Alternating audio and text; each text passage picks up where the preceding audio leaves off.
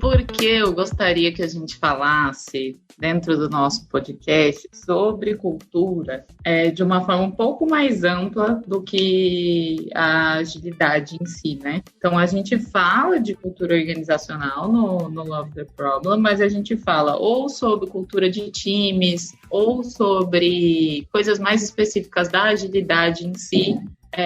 Mas eu gostaria que a gente ampliasse um pouco mais a discussão, falasse de cultura como coisa mais ampla que eu vejo que ela é, e eu acho que é um pouco disso, assim, e pensando que, para mim, o problema que a cultura organizacional resolve, o alinhamento de cultura organizacional resolve, é a consistência e talvez uma antifragilidade frente a qualquer transformação. Porque eu tendo uma cultura consolidada, hoje é agilidade, amanhã sendo bolinha de sabão, eu vou conseguir atravessar esse processo. Então, um pouco mais nessa linha que eu tinha pensado da gente conversar, sabe? Imaginou 1000 referências aí, mas eu acho que partindo desse lugar a gente consegue ir puxando. E também tem uma questão, a gente fala tanto de cultura, né? Mas, afinal de contas, o que é cultura? Né? Então, hoje em dia, todo mundo fala sobre cultura, né? O tempo todo.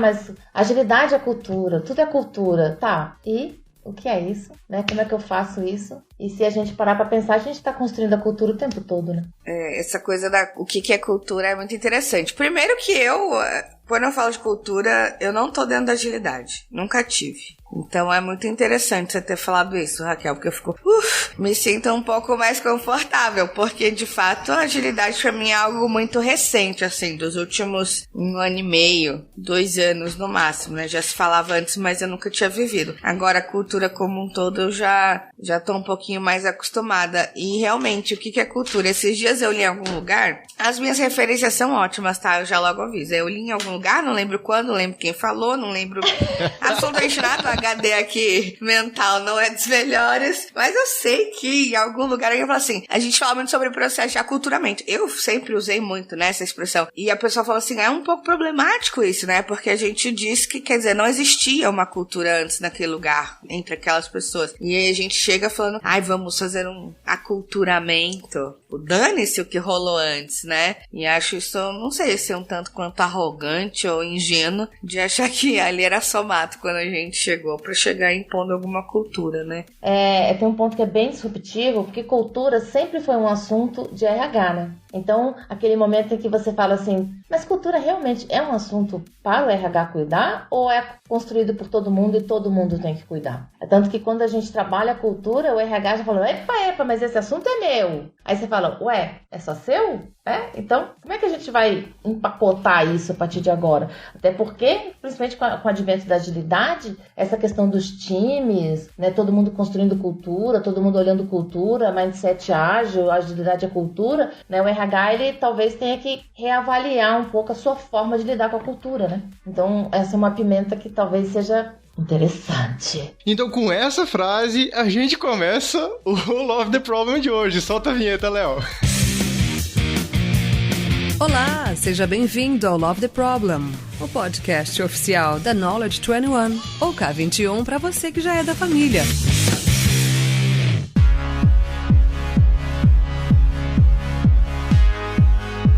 Estamos aqui hoje para falar de cultura e comigo eu tenho 3 mulheres maravilhosas. Vamos começar por ela, a voz que acabou de falar a frase antes da vinheta, Karen. Bem-vinda, Karen, se apresente, por favor. Olá, Karen Monterley. Eu sou Agile Expert na K21, trainer também, né? No nosso RH ágil, mãe de 2 filhos, 5 gatos, 1 cachorro, Campo Grandense, já morei em alguns lugares e agora tô morando em São Paulo. Amo cultura, então quando falou, eu só vi o convite, assim, cultura organizacional, eu falei, tô lá, não sei o que é, e ainda mais, assim, Panda, Raquel, né? Eu falei, gente, estão me chamando aqui, eu não conhecia ainda a Flor, né? Aí já conheci Flor, eu falei, pronto, é isso, estamos aqui. Muito bem, muito bem. E ela já falou as nossas outras 2 convidadas. Eu vou começar pela outra pessoa que é da casa. A Raquel tá Nurkov, bem-vinda. Olá, pessoal! Mais um dia aqui no Love the Problem. Eu sou Raquel Nurkov, também sou Agile Expert na K21, amiguinha dessas pessoas maravilhosas que estão nesse podcast. E acho que eu sou apaixonada por conhecer pessoas e aprender coisas novas com as pessoas. Então, estou muito feliz de estar aqui novamente. Acho que é isso. Vamos de apresentação simples. E ela, convidada de hoje, que é de fora da casa, uma pessoa maravilhosa. Eu amo ela, uma amiga de coração muito grande. Mayra Flor, bem-vinda, Flor. Obrigada. Gente, vocês nem imaginam quão feliz eu fiquei quando o Panda me chamou. Eu amo falar de cultura também, ok, cultura, legal. Agora o Panda me chamando para um podcast... Ai, fiquei toda boba. Bom, eu sou Mayra Flor, hoje eu trabalho no PagSeguro, foi onde eu tive a sorte de conhecer o Panda. Tô olhando com carinho lá dentro do Pag, dentro da área de inovação para a cultura, principalmente do ponto de vista de inovação, que a gente já responde aí uma pergunta sobre tem que ser DRH? Não tem que ser DRH. Brasil, nunca passei pelo RH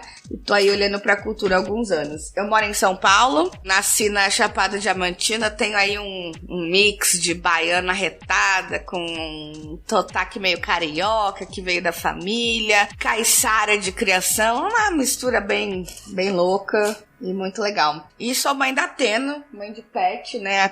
Eu me tornei quem eu sempre falei que não me tornaria, mãe de pet. Hoje eu sou mãe de pet. E tô aí vivendo em função do monstrinho que me doaram dizendo que era um cachorro e eu suspeito que seja um potro, alguma coisa um pouco diferente aí. É isso, sou eu. Muito bem, muito bem-vinda, Flor.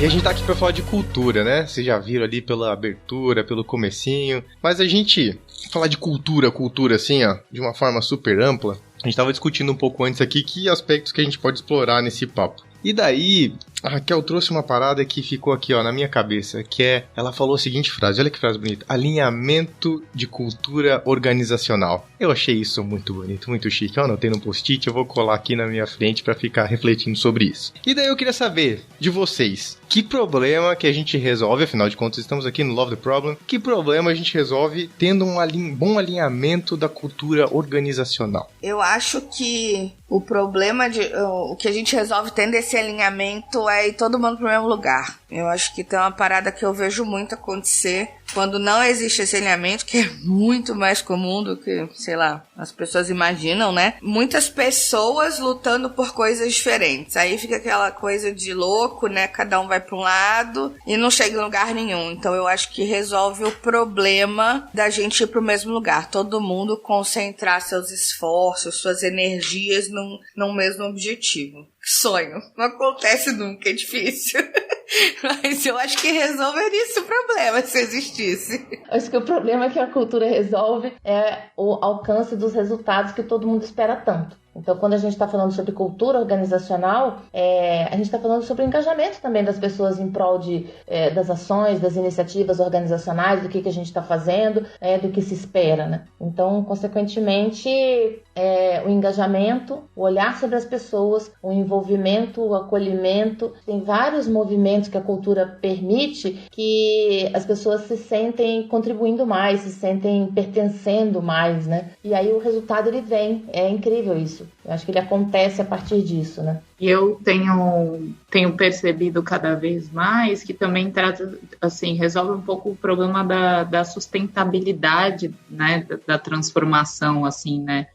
Sustentabilidade, eu digo, da capacidade da gente sustentar algo a longo prazo, né? E construindo essas transformações que vão ser ora agilidade, ora bolinha de sabão, ora a gente não sabe, né? Mas a coerência de uma cultura e a própria evolução dela permite que a gente seja mais sustentável, né? Enquanto organização, assim. E eu acho que enquanto indivíduos também, né? E essa coisa da gente ir se construindo de forma integral junto com a organização também acaba fazendo muito parte da cultura, né? Quanto eu sou capaz de evoluir dentro daquela organização e tudo isso. Então, acho que resolve esse problema de manter uma cultura em evolução, né? capacidade da gente ter essa sustentabilidade enquanto organização, independente das transformações que o mundo vá passar, né? Muito bem, muito bem. Eu estou aqui hoje, minha gente, como você, ouvinte. Só que eu estou com o privilégio de ouvir de antemão e aprender antes. Então é o seguinte, quando a Raquel falou de alinhamento de cultura organizacional, o que eu fiquei pensando aqui? É coisa pra caramba em 4 palavras. Porque eu não sei de muitas dessas coisas, né? Primeiro, o que é cultura? O que é esse bicho? Pelo que vocês falaram, em algum momento a cultura é uma coisa. Mas é uma coisa que está em transformação,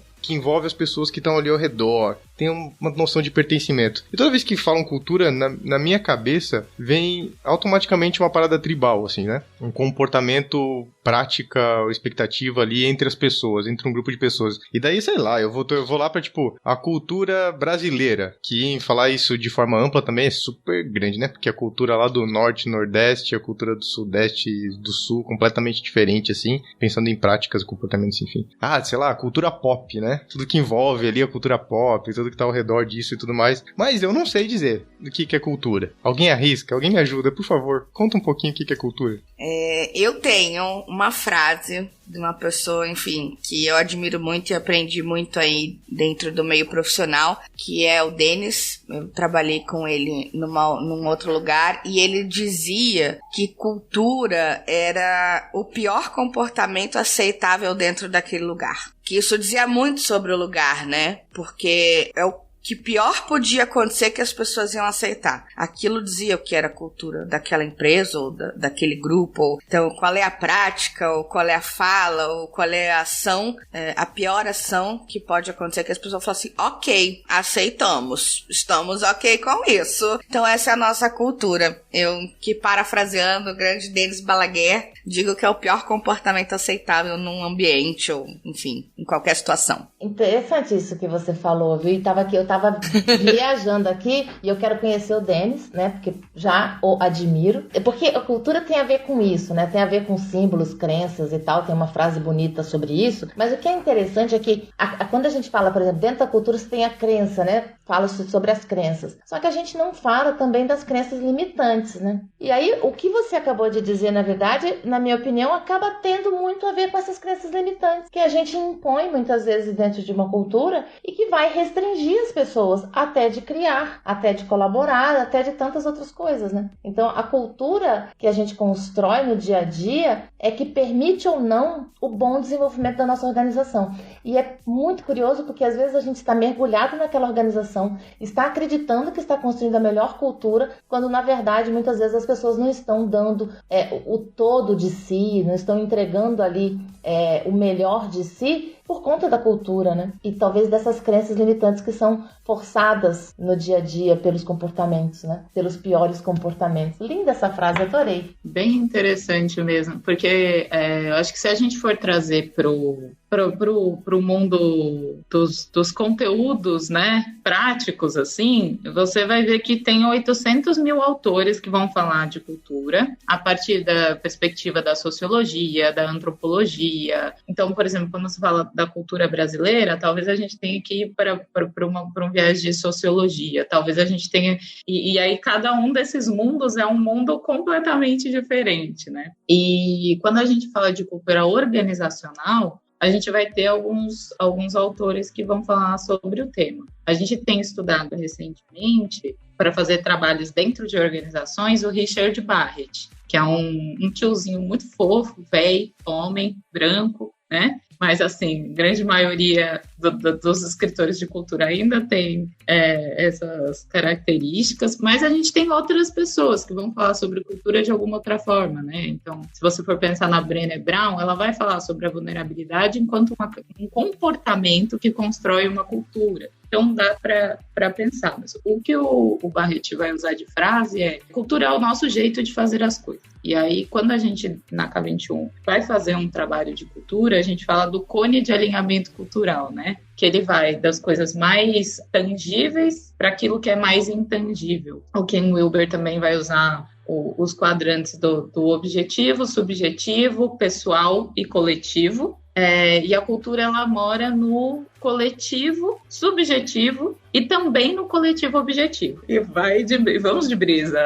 Mas eu acho que o ponto principal é que a gente tem as coisas mais objetivas da cultura, que são os rituais, símbolos, aquelas coisas que a gente tem como práticas, os próprios processos dizem muito sobre a cultura, e a gente vai indo para as coisas um pouquinho mais intangíveis. Então, a gente vai passar pelos comportamentos, né? Você até consegue observar os comportamentos e atitudes. Mas aí você vai para o nível da necessidade, dos princípios que estão embasando aqueles comportamentos e atitudes. E a gente vai chegar no nível dos valores. E quando a gente fala do alinhamento cultural, o que a gente está trazendo é a coerência dentre essas coisas. Então, a minha atitude, meu comportamento condiz com os meus valores e suporta e condiz com as práticas, processos e as coisas que eu faço no dia a dia. Os meus símbolos mais explícitos, né? Eles estão conectados e coerentes com os valores que estão na parede, que normalmente essa é a coisa mais difícil, né? Então, eu até consigo colocar alguns valores na parede, mas os meus comportamentos não condizem com aquilo, os processos que eu tenho no dia a dia não condizem com aquilo, né? E aí eu acho que isso ressoa muito quando a gente vai falar de transformação ágil. Eu vou lá e falo, vamos começar a fazer Scrum. Aí chega todo mundo e fala, Scrum. Vamos lá, dancinha, do Scrum. Só que Scrum é a parte mais externa possível da cultura, né? Ele é o processo, ele é o método, ele é o fim. E aí, para eu conseguir fazer o Scrum, eu tenho que ter alguns comportamentos. Então, eu preciso me comportar de forma transparente, eu preciso me comportar de forma colaborativa, eu preciso me comportar de forma assertiva. Então, tem várias coisas que vão contribuir. E aí tem os valores, tem os princípios, né, que eu preciso ter como base para que esses comportamentos façam sentido e o método faça sentido. Então, foi um momento palestrinha, mas é que eu acho que é muito complexo, né, muito grande, mas dá para tentar simplificar dessa forma. A gente tem estudado bastante e está fazendo sentido, né, quando a gente vai olhar para as organizações, está fazendo sentido essa construção da cultura. Pra quem perdeu, não perdeu nenhuma referência, ou quer dizer, pra quem perdeu as referências que a Raquel acabou de falar, que ela foi assim, ó, falando, todo mundo vai estar lá no nosso backstage, k21.link/lovetheproblem, não se preocupem, não precisa necessariamente voltar, voltem pra ouvir, porque vai ter muita coisa boa, mas se quiser pegar a referência, entra lá no nosso backstage e troca uma ideia com a gente lá. Dá pra resumir tudo na linda frase que a Flor falou, né? Mas como a gente sabe que tem pessoas que gostam de entender, né, e aprofundar, também temos aqui referências um pouco mais profundas para vocês entenderem como a gente chega nessa sabedoria ancestral que a Flor trouxe. E é interessante isso que a Raquel estava comentando quando a gente fala sobre o Cone, né? E é tudo, e isso que a Raquel colocou a respeito de cada lugar, cada situação, você tem uma cultura, né? Então, quando a gente fala, por exemplo, dos princípios, né, e fala sobre a agilidade, a gente está falando dos princípios ágeis, né? Mas quando a gente está falando, por exemplo, sei lá, de um meio político, um meio médico, de saúde, eles também vão ter os seus princípios, né? E a cultura vai se adequando, né, a cada situação e aos princípios daquelas necessidades que estão ali, né? Eu acho isso que me ocorreu. E também, quando a gente fala sobre essa agilidade, fala sobre o Cone ainda, né, que é de alinhamento cultural, o que eu mais hoje me angustia, né, quando eu falo sobre tudo isso, é a respeito de movimentos que eu já vi no passado, que, diferente do que a gente tenta colocar hoje, muitas vezes a cultura não foi trabalhada de forma mais adequada e, consequentemente, os comportamentos para absorver determinados métodos, práticas ou ferramentas de mercado, e isso ficou no passado. Então, por exemplo, quando você pega um movimento aí, sei lá, década de 70, 60, 80 no Brasil, talvez, círculos de controle de qualidade, times de melhoria contínua, equipes de melhoria contínua, EMC, né? Vários movimentos do Six Sigma, né? Vários movimentos que foram acontecendo e que talvez hoje você vê algumas empresas questionando determinados movimentos, né? E eu falo sempre sobre isso, né? Mas quais eram os comportamentos que aqueles métodos, aquelas ferramentas precisavam e que a gente não desenvolveu? E hoje, o que a agilidade pede e a gente também, de certa forma, não está desenvolvendo. Será que a agilidade amanhã não vai ser um Six Sigma, ou não vai ser um PDCA, um ciclo de controle da qualidade do passado, que, aquilo lá a gente tentou aqui na nossa empresa e não deu certo. Mas por que não deu certo? Né? Assim como a gente vê muitas empresas hoje trabalhando com agilidade, a gente até percebe que talvez o ciclo de aprendizagem pode demorar um pouco mais, porque tem comportamentos que precisam ser desenvolvidos, mas que não é uma prioridade naquele momento. E aí, como é que vai ser essa agilidade, né? Qual é a agilidade que a gente está deixando realmente? A gente está falando que eu vou simplesmente trazer uma agilidade, ou eu vou desenvolver uma agilidade porque eu quero realmente melhorar os meus resultados por meio da agilidade? Porque a agilidade não é o fim. Cara, e muito interessante que isso conectou com uma parada do livro, já que você falou de CCQ, Círculo de Controle de Qualidade, você tocou ali no meu território, eu tô aqui, ó. Eba! Tô aqui pra isso. Mas no livro A Máquina que Mudou o Mundo, né, o livro da década de 90, assim, que traz um pouco dessa visão do Lean, da Toyota e tudo mais, tem um apêndice sobre o Lean no Brasil. E pra mim foi a parte mais curiosa do livro, que no apêndice diz que o Lean não funcionou direito no Brasil. E daí eu fiquei tipo, peraí, mano, como assim? Daí a descrição porque o que veio pra cá foi o conceito de círculos de controle de qualidade, não do Lean. Exato. É uma prática. Veio a prática do CCQ, a galera começou a usar aqui sem um contexto cultural, e o troço simplesmente ficou como tipo, isso aí não funciona. É só mais uma prática, assim, sabe? E aí, ó, galera da agilidade aí, ó, fica de olho. Pode ser que tenha alguma coisa assim acontecendo. Nossa, Pandinha, chorei de emoção. Chorei, assim, muito, porque isso vem muito ao encontro do que eu acredito, né? A mesma coisa, por exemplo, 5S. Quando você estuda, pegando um exemplo bobo, assim, né? Tipo, pegando um programa. Quando você estuda o 5S e você vai nos comportamentos, né?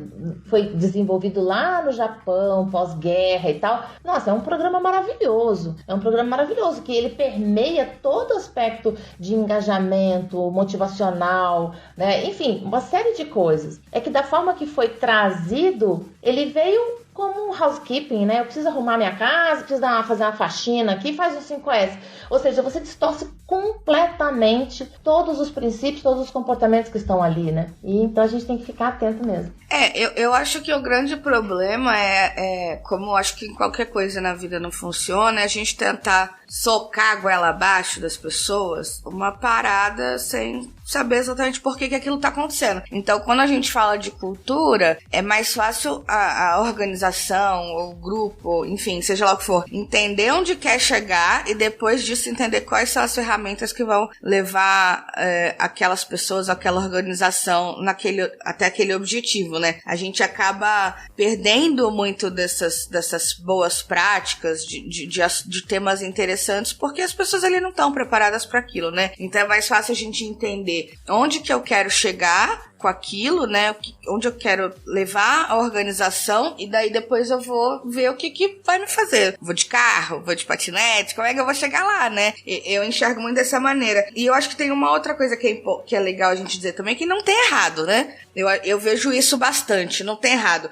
Mas aquela empresa é assim, assim, assado, tem que transformar pra tal ponto. É que nem a gente aceita.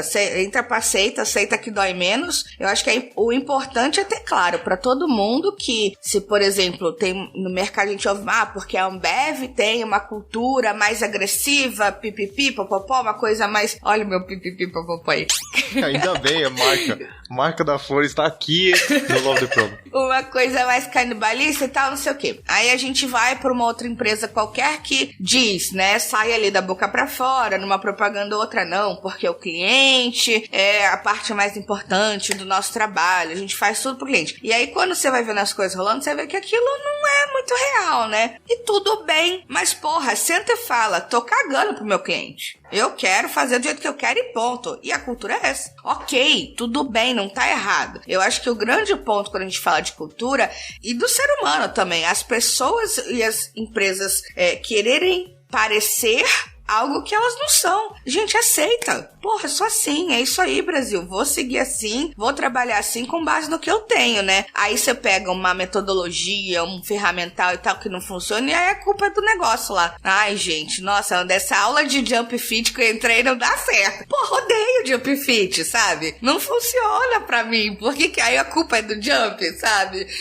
Sei lá, usei um exemplo aleatório, mas acontece, porra, na vida, acontece muito isso. A gente põe culpa nas coisas, porque a gente não tem, deixa eu achar uma palavra mais polita, mais coragem, não sei se a palavra é coragem, mas enfim, de falar que a gente é aquilo e que a empresa é aquilo. Se fosse assim, ia ser tão mais fácil, Brasil. Oh, gente. Eu ia falar, mas aí é isso, né? A gente primeiro escuta, absorve, depois pensa se vale a pena. Mas para mim tem 2 pontos legais do que você falou, tem todos pontos legais, todos são pontos legais, mas eu queria ressaltar 2 coisas. Uma é que você falou do não ter certo e errado, e aí é muito mais sobre o match, tipo assim, é muito mais sobre o match que eu dou com aquela empresa do que necessariamente sobre o que é certo e errado. Mas para isso tem uma outra coisa que você falou, que é a questão vamos dizer assim, do autoconhecimento cultural e empresarial. Isso não existe. Eu acabei de juntar 800 palavras e criar uma buzzword aqui. Mas o que eu estou querendo dizer? Por exemplo, as pessoas criticam, né, o Ambev, mas é uma cultura muito coerente. Né? As regras do jogo são muito claras. Então, eu tenho um autoconhecimento ali de quais são as regras do jogo importantes para minha empresa, e aquilo é explícito. Então, se você está no jogo, é porque você aceitou jogar. E esse é um jogo muito mais fair play, é um jogo muito mais limpo do que o que a gente vê na maioria das organizações, que elas não estão mal intencionadas, mas elas estão nesse processo do eu quero ser alguma outra coisa, mas sem partir do lugar do que eu sou. O que eu sou hoje? Quem que é a Raquel, né? A Raquel tem várias coisas boas, mas a Raquel também aqui, ó, de vez em quando ela é insegura, de vez em quando ela vai falar umas coisas assim meio atropelada, não vai pensar. Então, quem é, né? Da onde eu parto enquanto organização para eu saber para onde eu vou? E isso tem a ver, para mim, com o que você falou antes do aculturamento, né? Não sei se pegou aqui no episódio, mas a gente estava aqui falando antes sobre o aculturamento, que é esse desejo de, vou te dizer como eu entendi, para mim é quase que uma evangelização, né? É uma imposição, assim, né? Tipo, é o que você falou, não interessa que eu sou, eu quero ser assim, então vamos, Brasil, vamos fazer acontecer. E aí não rola, né? E a gente perde a essência, né, das coisas. E não tem problema o desejo de evoluir, né? Mas é a mesma coisa se você for pensar no Improvement Kata, que o meu amigo Panda me ensinou recentemente como usar, mas eu passo de um estado, de uma situação atual, né? Eu sempre parto de uma situação atual para olhar para a situação. Como cultura é uma coisa muito difícil de tangibilizar, as pessoas elas ignoram a situação atual. Vamos colher uns valores aqui, que é o que a gente quer ser quando crescer, e a gente vai vendo o que dá. Vamos ver. E foram essas coisas que pegaram muito para mim, assim, né? O desafio também, que é tangizar, é desafiador pra caramba. Aí tem métodos práticos, também pesquisas várias formas. Mas para mim o pulo do gato tá nisso que você falou, né? A gente se assumir, entender qual é a nossa situação atual enquanto empresa. E aí tudo bem eu saber para onde eu quero chegar. Mas da onde eu tô partindo, né? Porque ninguém parte do vazio e não tem certo e errado, né? Só tem um processo de evolução, né? É muito interessante isso que você está falando, porque o que eu penso que a gente também precisa, de alguma forma, difundir, é porque quando a gente fala com o corpo executivo de cultura, é muito comum, às vezes, achar que é assunto de RH ou que é assunto de gente que está abraçando árvore. Esse assunto, lá vem esse assunto é assunto de RH, né? É mesmo? Hoje em dia a gente pode questionar isso, né? Se realmente o RH é a área que vai fazer a cultura da organização. É isso? Porque, na verdade, cultura é feita por todo mundo, né? Eu acredito que a cada mensagem no dia a dia que a gente está trabalhando, né, a forma com que a gente fala, a forma com que a gente chega numa reunião, sai de uma reunião, se a gente chega atrasado numa reunião, se a gente não chega atrasado naquela reunião. Enfim, acho que tem várias mensagens no dia a dia sendo passadas, né? E qual é a leitura que você faz disso? Né? A postura do líder, né? Como que o líder lida com determinadas situações, às vezes de conflito, diz muito sobre a cultura. Como que o líder trata cultura, né? As pessoas, por exemplo, que servem o café, também diz muito da cultura. E aí, é o RH só que vai fazer isso? Talvez o RH seja também um meio para que a cultura seja estabelecida de forma mais saudável. E aí, um outro ponto que eu acho bem curioso, quando a gente fala a respeito de cultura, e aí quando fala a respeito de agilidade, né, que logo que eu cheguei na agilidade eu não entendia muito bem. Depois eu fui começando a entender a confusão que, de certa forma, a gente faz nisso tudo na nossa cabeça. Que é a seguinte, eu tenho uma cultura lá, eu sei que o Spotify tem um negócio super legal, que são as squads, né? Aí eu quero ter uma squad aqui na minha empresa. E aí eu fico pensando assim, né? Realmente é aquilo que eu quero? Eu sei o que é squad? Eu sei por que foi pensado daquele jeito, eu sei como que foi construído daquele jeito, e é exatamente aquilo lá que eu quero trazer para cá. Aí a gente fala bastante sobre isso, né? Que cultura não é uma coisa que você importa, né? Nossa, eu acho super legal a cultura da sua empresa, Flor. Vou trazer para cá. Você pode me mandar, por gentileza? Eu quero esse elemento, outro elemento, eu vou trazer para cá. E aí, quando a gente está falando de cultura, de um aspecto mais significativo, pensando na sustentabilidade que a Raquel trouxe mais cedo, né? Realmente a gente tem que entender qual é a cultura que eu já tenho aqui. Dessa cultura que eu tenho aqui, o que eu gosto dela e o que eu não gosto dela? O que eu quero, o que eu não quero? Essa cultura está gerando o resultado que eu espero? Porque ainda eu vejo muito as empresas dissociando a cultura de resultados efetivos, né? Dinheiro, vamos dizer assim. Da empresa, quando na verdade está tudo muito conectado. A questão é que hoje ainda em muitos lugares você vê isso muito separado. Agora, como que a gente pode fazer essa convergência em busca dessa sustentabilidade, né, desses resultados, né, por meio de uma cultura, né, bem definida, adaptada àquela minha empresa, com a minha identidade, que eu me vejo ali, sem importar a cultura de outros lugares, né? E também para pensar se realmente, como é que a gente vai trabalhar a cultura nesse aspecto novo agora? Porque antes a cultura ficava dentro do RH mesmo. E agora você vê experiências, eu e a Raquel, a gente tem experiências que hoje a cultura já está sendo tratada, lidada, experimentada dentro do time, né? E como é que a gente faz essa comunicação, como é que a gente faz essa fluidez acontecer na organização, né? De forma leve, para falar desse assunto, né? Olha, eu pensei em 1000 coisas aqui que acho que isso vai ser legal de falar.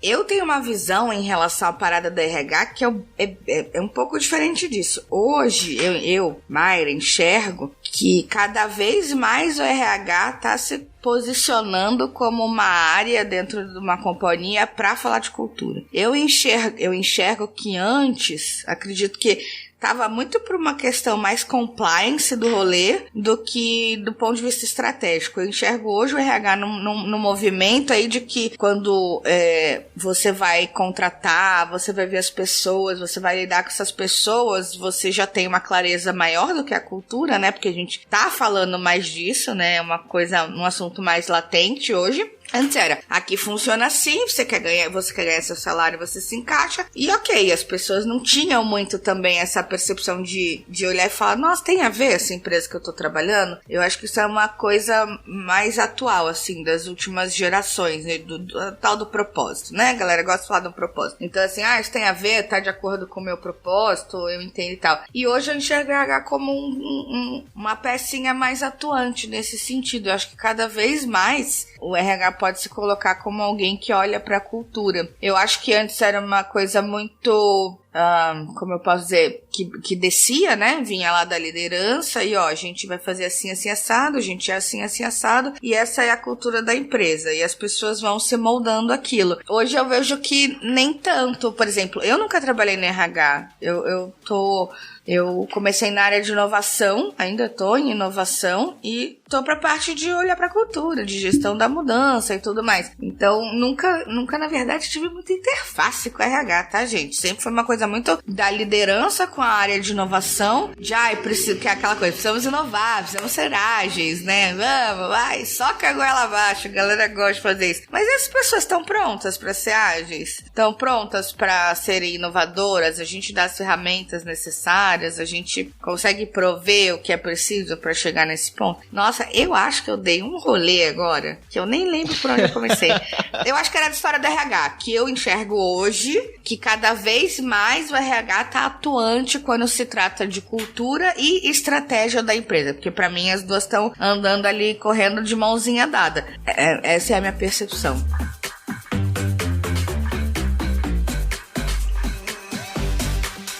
Cultura ser estratégia, eu sei que é um tema que tá ali, ó. Eu tô vendo uma pessoa que falar em cultura e estratégia, o coração palpita. Eu tô vendo. Eu sei que Raquel gosta de conectar essas duas coisas. Eu quero fazer um pedido pra vocês. Antes da gente falar dessa relação com estratégia. O que significa, o fato, o alinhamento? Por que eu pensei aqui? Eu, na relação, por exemplo, como funcionário de uma organização, eu já me frustrei com várias coisas que tem essa relação com cultura. Vou passar 3 delas pra ver onde é que esse aspecto do alinhamento bate. Primeiro, com essa relação de expectativa. Isso que vocês trouxeram do tipo, a empresa na mídia é uma coisa, no LinkedIn é uma parada, no Instagram é uma parada, daí eu chego lá e eu dou de cara com outra coisa. Então, tipo, uma baita frustração com essa expectativa, né? Então, pra mim, um dos pontos é essa expectativa sobre quem a gente diz ser e quem a gente é. O estado desejado e a situação atual, assim, né? A outra é, dentro da própria organização, entre valores ditos e práticas. E como as coisas acontecem. Porque, cara, é muito maluco como as pessoas falam que são valores e princípios de uma organização e no corredor acontece outra. E no comportamento das pessoas você começa a ver outra coisa. E isso me leva pro terceiro ponto desse alinhamento, que é, esse alinhamento é da organização pro grupo de pessoas e vice-versa, das pessoas pra organização? Porque às vezes a gente vê, tipo, uma empresa tem uma cultura tal, com certas características, certos valores e comportamentos, mas existe um núcleo de pessoas dentro dessa organização que age de uma forma completamente diferente. E, tipo, tem uma cultura local acontecendo ali e que esses valores se reforçam e, tipo, se validam e tudo mais, e eles não têm nada a ver com a organização. Então, tipo, o alinhamento é a conversa entre isso também? O que é esse alinhamento? Me salvem. É que quando a gente fez o Cone, na época, a gente estava tendo um cliente. E foi uma experiência muito interessante, porque eram 4 diretores, todos brilhantes, porém, cada um olhando para um lugar. Quando a gente fala tá olhando para um lugar, quer dizer o seguinte, eu tenho determinados valores que não são os mesmos seus. Tudo bem. A questão é, mas quais são os valores que a nossa organização vai ter como referência? Então eu lembro que o desenho do Cone, ele tem bem assim as figurinhas das pessoinhas indo para os lados, mas exatamente tentando mostrar isso, que o alinhamento tá em você respeitar os valores individuais, porém fortalecer os valores que são coletivos e que podem sustentar a organização em prol dos objetivos que ela espera alcançar. Então quando a gente está falando do alinhamento já que estamos aqui na empresa X, vamos todos olhar para o mesmo lugar para buscarmos estes resultados. E isso permeia o comportamento da liderança em geral, né? Pelo menos é o que eu observo no dia a dia. Permeia o comportamento da liderança em geral, porque é onde você começa a construir os silos, né? Então, você vê uma diretoria às vezes muito díspare da organização, como você citou o exemplo. Mas por que aquela diretoria tem comportamentos tão díspares da minha organização? Porque possivelmente esses comportamentos são reforçados ali por meio dessas lideranças. Consequentemente, o time, para ele buscar essa sobrevivência, né? É a teoria lá dos bandos, né? Então, assim, a partir desse momento que eu estou vivendo, eu estou aqui com vocês. Então, como é que eu vou me comportar para ser aceito aqui? E aí, talvez, o fato de já vi coisas do gênero, né? Da pessoa falar uma coisa e fazer outra, por exemplo. Pô, aqui todo mundo faz assim, então se eu quero me dar bem, eu quero sobreviver, quero ser feliz, quero estar de boa aqui, eu vou adotar determinados comportamentos. E quando é muito comum, inclusive, às vezes quando você faz um diagnóstico cultural na empresa, você vê valores pessoais, às vezes, diferentes da cultura atual. Exatamente por isso, porque às vezes as pessoas têm que se adaptar àquela situação para manter no emprego e etc e tal, mas não quer necessariamente dizer que elas estão felizes ali. Então, é um pouco disso aí. Eu não sei se eu respondi tudo, mas eu acho que a Raquel e a Flor podem me ajudar. O que eu queria complementar na prática, é a coerência entre todas as coisas, né? Então, é um entendimento claro de que existem esses valores coletivos que a Karenzita falou. Então, eu tenho os meus valores individuais, e aí tem uma coisa muito legal que a gente está experimentando, que é construir os valores coletivos a partir dos valores individuais. Então, a gente tem experimentado isso nas organizações. Então, a cultura é feita de todas as pessoas que estão aqui vivendo, se comportando, se relacionando nessa organização. Quais que são os valores que a gente tem individuais? Quais que são os valores comuns, né? Que aí vai na linha lá do King Wilber, né? Que eu tenho o individual, mas eu tenho os coletivos. Eles realmente fazem sentido para o que eu estou querendo, para o que eu estou sustentando na organização? Quero adicionar algum novo que eu ainda não tenha e que eu vou precisar desenvolver? Tá, e isso é a linha de raciocínio da situação atual para a situação futura, partindo do pressuposto que a gente, dentro do coletivo, vai ter que abrir mão, não sei se abrir mão, eu estou fazendo aspas com os dedos, tá? Mas eu acho que não é abrir mão dos nossos valores individuais, mas enquanto estivermos naquele lugar do coletivo, é priorizar aqueles valores que são comuns para todos, né? E o que a gente percebe quando você trouxe um exemplo, Pana, que você vê um grupo de pessoas num descolamento muito individual. É isso que a Karenzi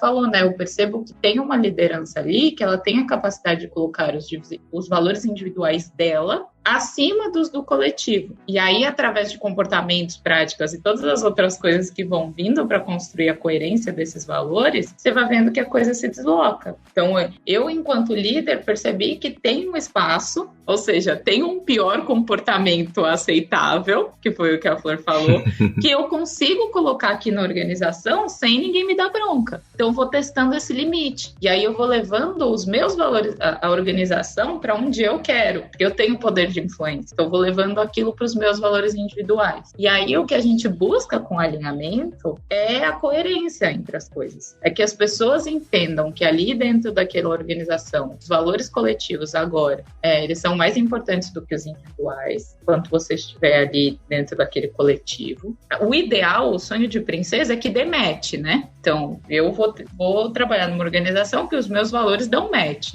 Mas isso é o sonho de princesa, nem sempre vai ser assim. Muitas vezes a gente está trabalhando para suprir a necessidade de segurança, ao invés de suprir a minha necessidade de autoestima, entendeu? Então, a princípio, o que eu percebo é isso, é a gente olhar para a situação e dizer, olha, eu estou nesse coletivo, eu topo abrir mão de alguns valores individuais meus, ou eu vou buscar esse match e eu vou ser coerente a partir daqui para frente. Então, tipo, os comportamentos que eu vou ter, eles vão ser calcados nesses valores. E as práticas, depois, processos que eu vou fazer, eles vão suportar esses comportamentos e valores, que é o que a gente fala muito, né? Não adianta eu ter avaliação individual de performance, sendo que o meu valor é colaboração. Aí o meio do caminho, o comportamento vai ser disfuncional, porque é impossível você conectar uma prática, uma ponta suposta que não conecta nada com o valor, e a tendência é que a gente vá para o mais explícito, né? Tipo, o que eu vou priorizar? O valor na parede ou o meu bônus? Pensa aí como que você se comportaria, né? Então, acho que o alinhamento em si é a coerência dentro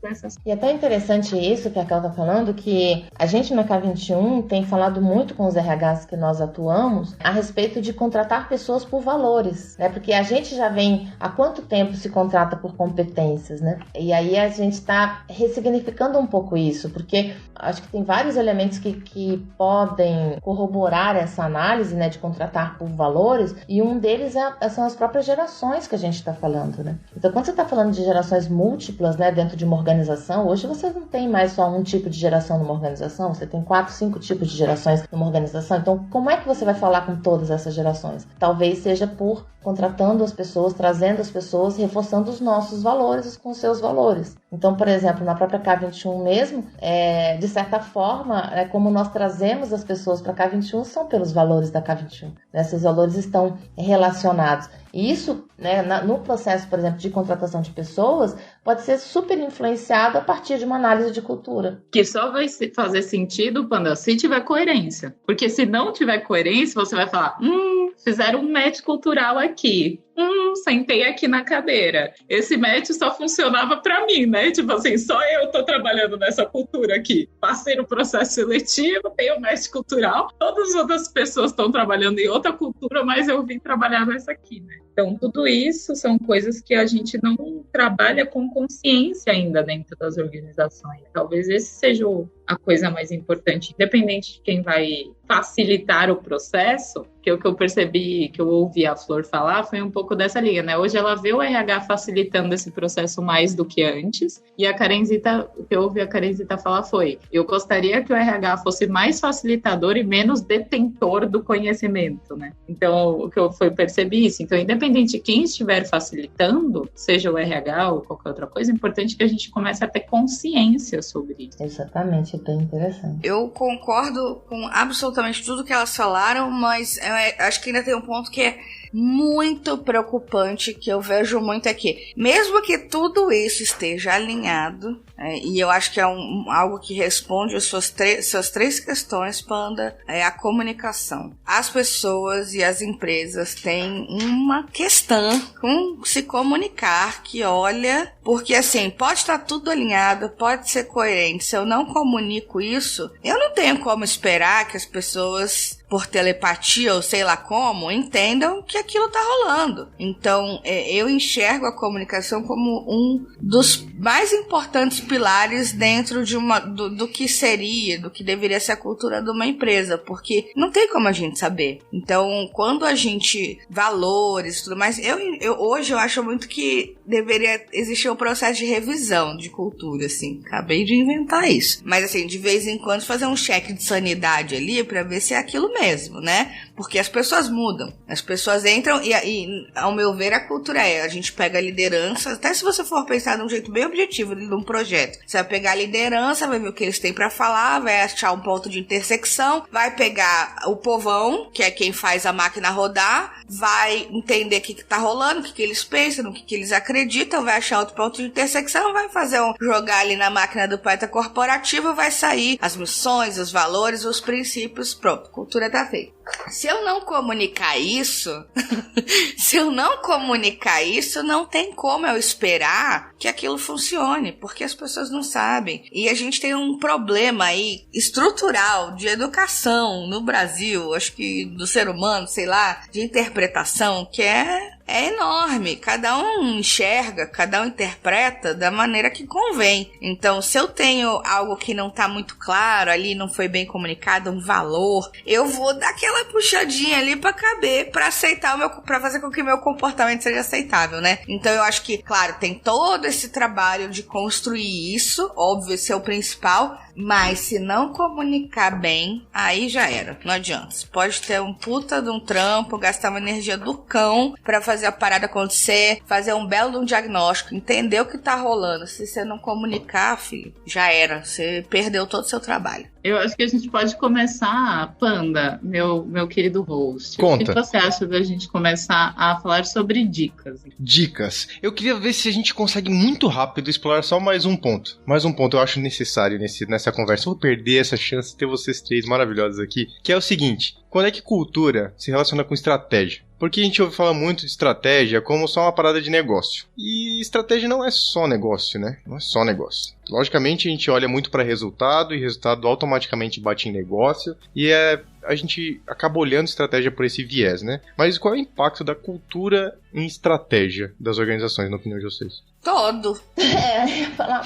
O maior impacto possível, porque eu não consigo descolar, tá? Pra ser bem honesta. Exatamente. Eu não consigo descolar esses pontos que você trouxe. Negócio, estratégia e cultura. Porque pra mim são as engrenagens. Se uma delas travar, se uma delas não tiver com o encaixe perfeito ali, as outras não vão rolar. Então, se eu não tiver funcionando bem do ponto de vista cultural, a companhia, as pessoas estiverem lá dentro se degladiando, enfim, desalinhadas, eu não vou conseguir. No final não tem dinheiro, gente. Quem faz o dinheiro são as pessoas, o capitalismo é isso, vamos aceitar, é selvagem mesmo. Então, assim, se isso não estiver funcionando, se não estiver aderente à estratégia, se a cultura não estiver clara, que não vai estar aderente à estratégia, que não vai entregar os resultados esperados. Ponto. Simples como isso. Não tem mistério, não tem como descolar isso, porque são pessoas. No final das contas, né? Independente da estratégia, independente de quanto uma empresa espera de lucro, enfim, receita, pipipipopopó,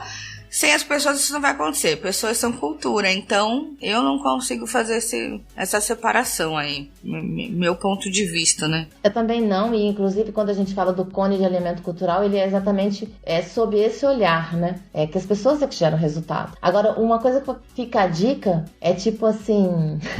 Quando a empresa super alcançar os resultados com você trabalhando cultura, pensa que a cultura contribuiu para esse alcance desses resultados. Porque quando a gente está procurando resultado, muitas vezes a gente vai...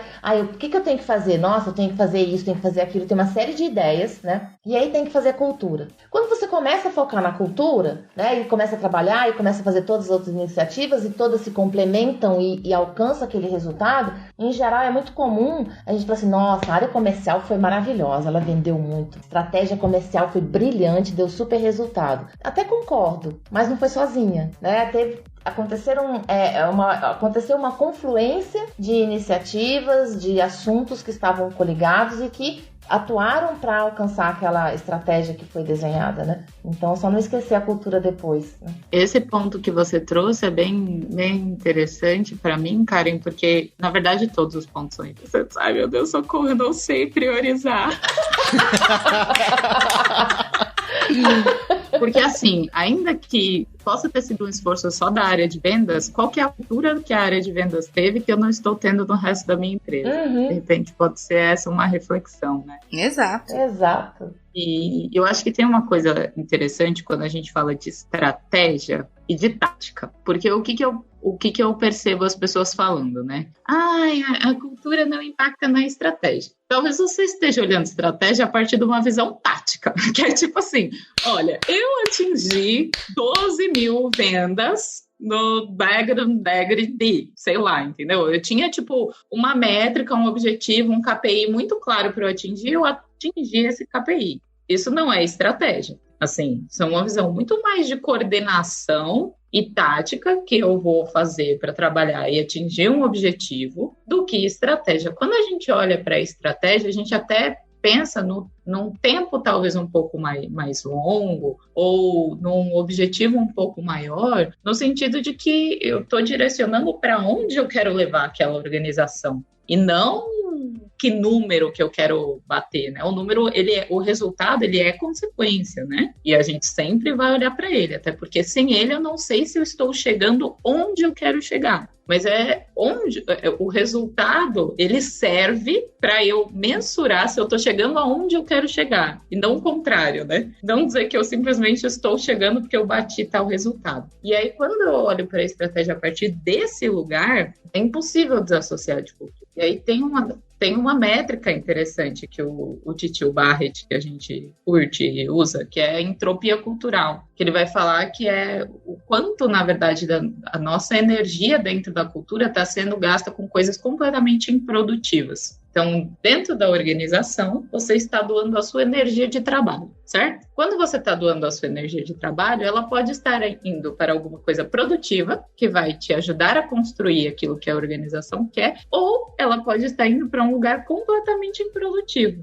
E, normalmente, quando a gente fala de cultura desalinhada, a gente tem uma entropia cultural alta. Ou seja, eu passo a maior parte do meu tempo fazendo politicagem, resolvendo rolo, trocando ideia com gente chata, fazendo qualquer coisa, menos gastando a minha energia em algo produtivo que está caminhando para o mesmo lugar que a organização quer. Talvez isso, no seu prazo tático, daqui a um ano, não impacte no seu resultado. Mas se você for olhar para a sua estratégia, você vai ver que você está demorando muito mais para chegar lá do que você poderia, porque as pessoas estão gastando energia em coisa desnecessária. Muito bom, Raquel. É só esse ponto que eu acho super interessante, que tem a ver com o nível de consciência da organização, né? Por exemplo, o que você falou agora sobre alcance de resultados e tal. Em geral, uma organização que está nesse foco do tático, né? Eu vou vender muito, tô com esse resultado e tal, e que está dissociando a cultura, talvez ele esteja muito mais no nível de consciência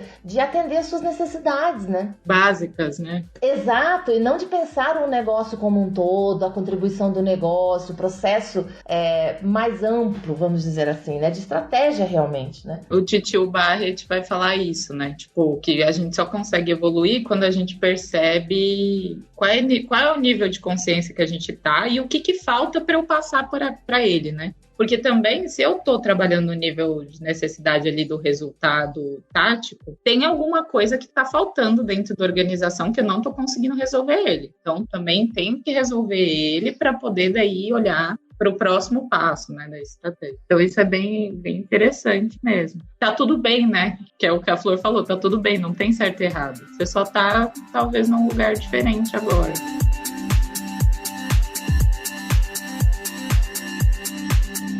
E agora, oficialmente, a gente está encaminhando para o final. Eu não quero que essa conversa acabe nunca, mas a gente precisa acabar o episódio. E vamos começar com a rodada de dicas. Daí vocês já dão um tchau, já falam o que vocês quiserem e tudo mais. E eu vou dar 2 dicas. Eu que tô só de aprendiz aqui, mas quer saber um pouco mais de estratégia? Episódio 47 do Love the Problem fala sobre estratégia com o Sandro Manteiga. É um episódio muito legal. O Sandro Manteiga, a Marisa Paroli, o CFC e o Lula. Quer explorar um pouquinho mais o universo dos níveis de consciência das organizações? Livro Reinventando as Organizações, Frederic Laloux, e tem o podcast Pontes e Elefantes. A primeira temporada a gente discute todos os capítulos desse livro. E é isso. E agora é com vocês, suas dicas finais, qualquer coisa que vocês queiram falar, e é isso. E, gente, não esqueça, as referências vão estar todas lá no nosso backstage, k21.link/Love the Problem. Não, só queria complementar que em Reinventando Organizações, ele é 10, show. E esse livro do Titio Barret, que chama Organizações Direcionadas por Valores, se eu não me engano, ele ajuda também a complementar a ideia dos 5 níveis de consciências da organização. Ele abre em 7, então é bem interessante, é bem complementar. É isso, só que pode ser legal também ler.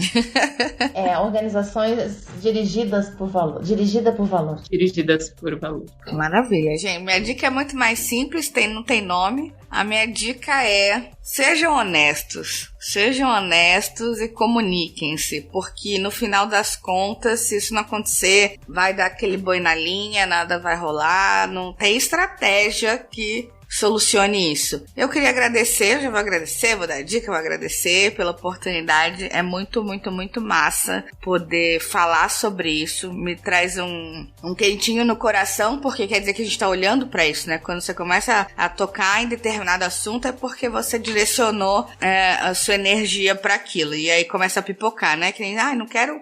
Tô andando pela rua, nunca vi uma placa que vende esse carro, mas quando eu decidi que eu quero comprar um carro, todas vão pipocar. Então, eu acho muito importante esse tipo de papo. Traz uma satisfação enorme, assim, pra mim. Acho que é rico demais. Agradecer a vocês, meninas maravilhosas. Muito prazer. E é isso, minha dica é isso, gente. Em qualquer relação, sejam honestos e comuniquem-se, porque isso resolve uma caralhada de problema que vocês nem imaginam. Muito bom. E sabe que, pegando um gancho na sua comunicação, né? Se tem muita rádio corredor, rádio peão, como o povo fala, é porque talvez você não esteja comunicando bem, né? O pessoal tá buscando outro jeito de falar, de se comunicar, né?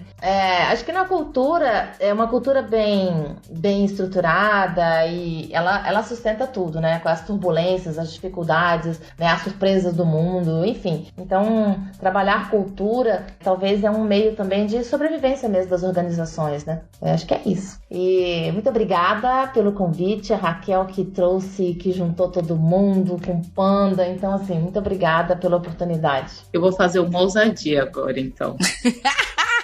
Vou fazer uma ousadia. Vai meter o louquinho. Vou meter o louquinho. Que eu jamais vou conseguir ser tão simples quanto a Flor e nem tão elegante quanto a Karen. Então eu vou ser tão autêntica quanto a Raquel, que esse é o meu melhor.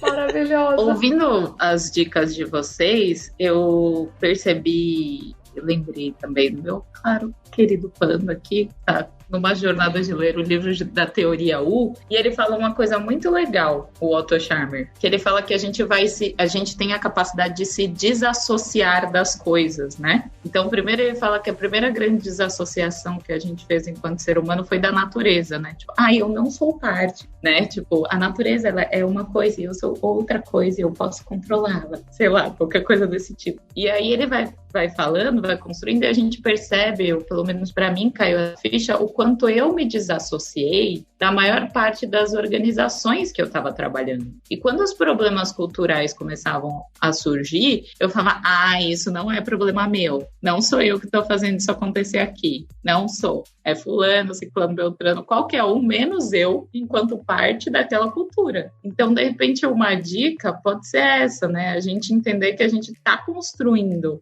aquilo também. E que os nossos comportamentos e tudo que a gente faz ali no dia a dia é parte daquela cultura que está emergindo ali, né? E se tá ruim, também tem uma parcelinha de culpa sua aí, alguma coisa aí que você pode fazer que pode ser honesto e se comunicar, por exemplo, entendeu? Não tirar o nosso da reta é importante, né? Exato. Inclusive, é uma parada que eu aprendi com o Panda, que ele dizia, a partir do momento que você toma consciência daquela situação, parte da responsabilidade sua. Então, lide com isso, meu bem. Gente do céu, cada vez que passa, escuta uma frase dessa, o que eu faço? Amém, Panda. É isso, minha gente, é isso. Temos um episódio, esse é o Love the Problem, sobre alinhamento de cultura organizacional. Até o próximo episódio, um beijo. Beijo. Muito obrigada, gente. Um beijo. Obrigada.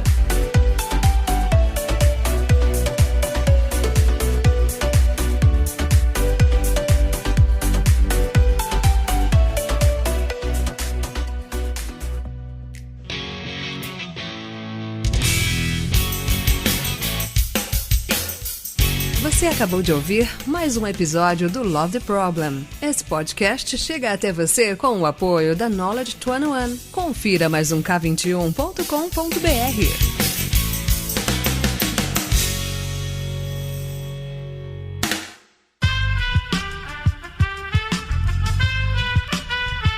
Esse podcast foi editado por Aerolitos Edição Inteligente.